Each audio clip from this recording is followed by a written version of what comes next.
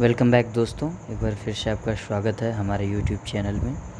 दोस्तों, आज 19 जुलाई के करेंट के कुछ प्रश्नों के साथ हम फिर से हाजिर हैं। तो आइए देखते हैं आज के मुख्य प्रश्न क्या हैं।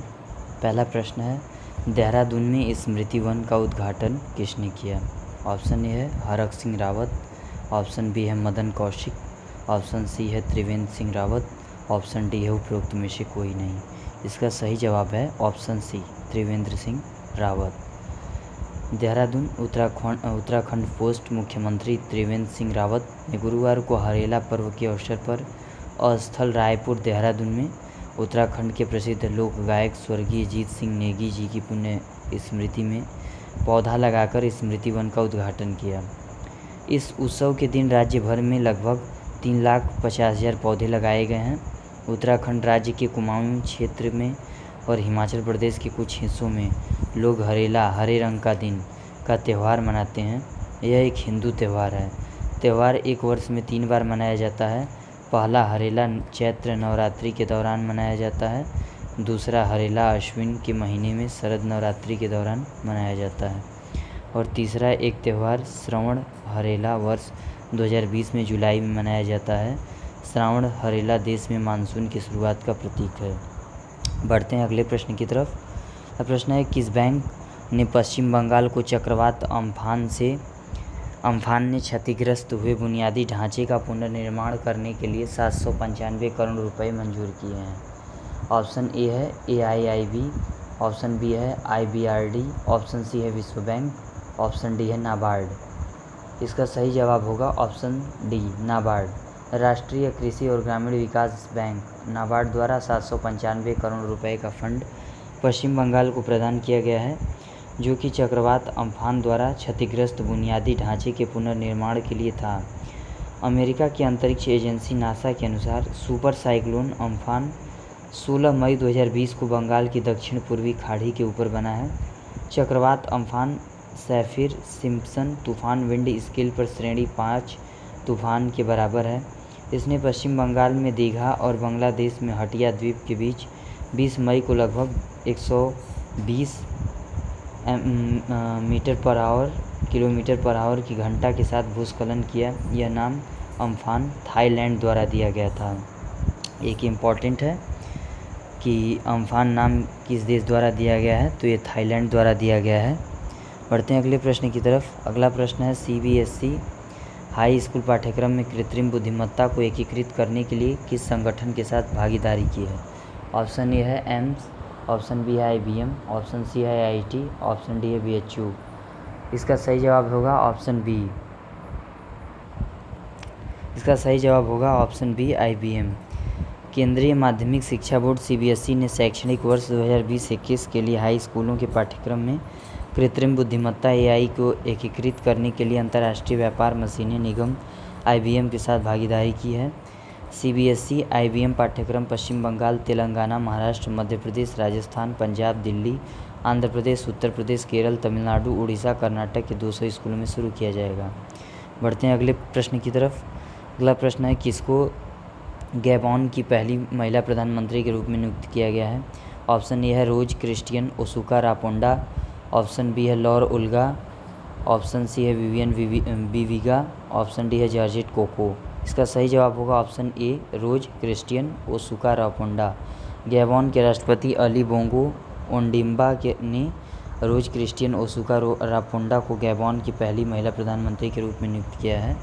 उन्होंने जूलियन निकोगे बेकाले की जगह ली है। वह 2009 के बाद बोंगो के प्रेसिडेंसी के तहत छठे प्रधानमंत्री हैं। Raponda Gabonese institute of economy and finance से सार्वजनिक वित्त में एक अर्थशास्त्री के रूप में सेवारत हैं। रापोंडा ने 2012 में बजट मंत्री के रूप में काम किया। वह लिब्रेविल गैबॉन की राजधानी की पहली महिला मेयर थी। 2019 से उसने गैबॉन के रक्षा मंत्री के रूप में कार्य किया। बढ़ते हैं अगले प्रश्न की तरफ। अगला प्रश्न है, इस वर्ष USIBC ग्लोबल लीडरशिप अवार्ड से किसे सम्मानित किया गया है? ऑप्शन ए है जेफ बेजोस, ऑप्शन बी है सुंदर पिचाई, ऑप्शन सी है नटराजन चंद्रशेखरन, ऑप्शन डी है दिलीप शांघवी। इसका सही जवाब होगा ऑप्शन सी, नटराजन चंद्रशेखरन। टाटा समूह के चेयरमैन नटराजन चंद्रशेखरन और लॉकहीड मार्टिन के मुख्य कार्यकारी अधिकारी और अध्यक्ष जिम ताइकलेट को US India business council global leadership award 2020 दिया गया है। यूएसआईबीसी ग्लोबल लीडरशिप अवार्ड्स के प्रतिवर्ष समारोह का उद्देश्य उत्कृष्ट नेतृत्व और भारत अमेरिका ट्रेड और व्यापार को बढ़ावा देना है। गूगल के सीईओ सुंदर पिचाई, अमेजन के सीईओ जेफ बेजोस और सन फार्मास्यूटिकल्स के संस्थापक और प्रबंध निदेशक दिलीप सांघवी को इस साल के पुरस्कार से पहले यह पुरस्कार मिला है। बढ़ते हैं अगले प्रश्न की तरफ। अगला प्रश्न है, नीला सत्यनारायण का हाल ही में निधन हो गया है, जिन्होंने महाराष्ट्र की पहली महिला के रूप में सेवा की थी। चुनाव आयुक्त, ऑप्शन ए है चुनाव आयुक्त, ऑप्शन बी है मुख्य सचिव, ऑप्शन सी है डीआईजी, ऑप्शन डी है मुख्यमंत्री। इसका सही जवाब होगा ऑप्शन ए चुनाव आयुक्त। बढ़ते हैं अगले प्रश्न की तरफ। अगला प्रश्न है, किस देश के प्राप्तकर्ता ने अंतर्राष्ट्रीय प्रेस स्वतंत्रता पुरस्कार 2020 जीता है। Option A Bangladesh, Iran, Nigeria, रूस, ऑप्शन बी है भारत, चीन, अमेरिका, जापान, ऑप्शन सी है पाकिस्तान, अफगानिस्तान, तिब्बत, नेपाल, ऑप्शन डी है भूटान, जापान, ईरान, पाकिस्तान।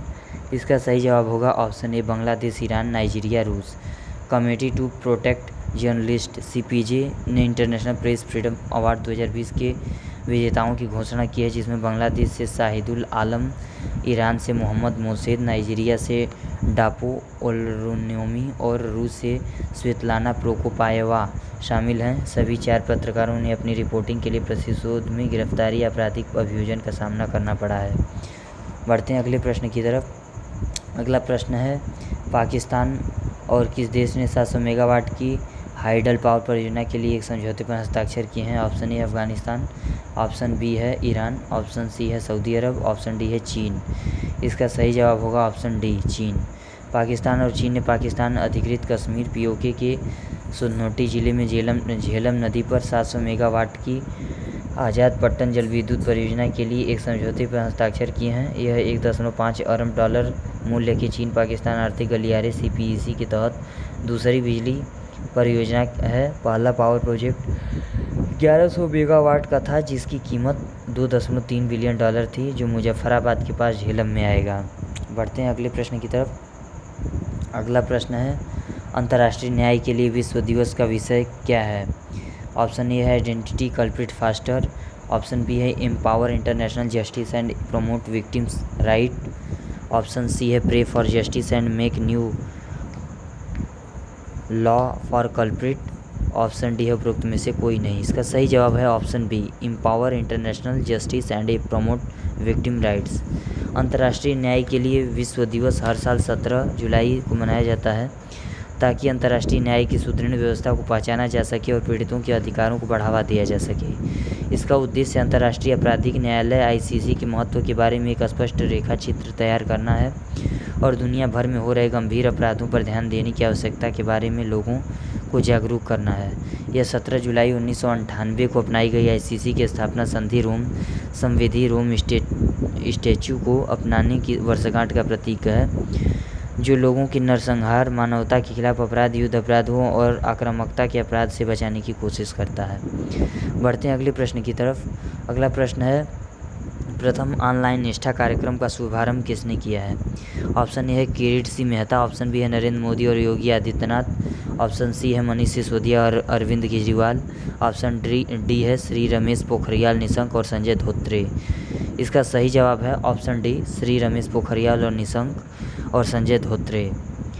केंद्रीय मानव संसाधन विकास मंत्री श्री रमेश पोखरियाल निशंक और आंध्र प्रदेश में मानव विकास संसाधन विकास मंत्री श्री संजय धोत्रे ने पहला ऑनलाइन निष्ठा कार्यक्रम शुरू किया है। निष्ठा का उद्देश्य एकीकृत प्रशिक्षण के माध्यम से स्कूली शिक्षा की गुणवत्ता में सुधार करना है। दीक्षा और निष्ठा पोर्टल राष्ट्रीय शैक्षिक अनुसंधान और प्रशिक्षण परिषद एनसीईआरटी द्वारा ऑनलाइन निष्ठा कार्यक्रम का संचालन करेंगे। आंध्र प्रदेश के शिक्षक 1200 प्रमुख संसाधनों द्वारा समर्थित होंगे, जो दीक्षा पर ऑनलाइन निष्ठा सरकार प्रशिक्षण लेंगे। आंध्र प्रदेश पहला राज्य है जिसके लिए सरकार निष्ठा पोर्टल के माध्यम से 1200 प्रमुख संसाधन व्यक्तियों के लिए ऑनलाइन निष्ठा कार्यक्रम शुरू कर रही है। कोविड-19 महामारी के कारण जो आमने सामने मोड में कार्यक्रम को प्रभावित कर सकती है, इसलिए निष्ठा को ऑनलाइन मोड के लिए अनुकूलित किया गया है। दोस्तों, ये वीडियो कैसा लगा आप कमेंट बॉक्स में ज़रूर बताएं और वीडियो पसंद आई हो तो लाइक शेयर कमेंट करना ना भूलें। धन्यवाद।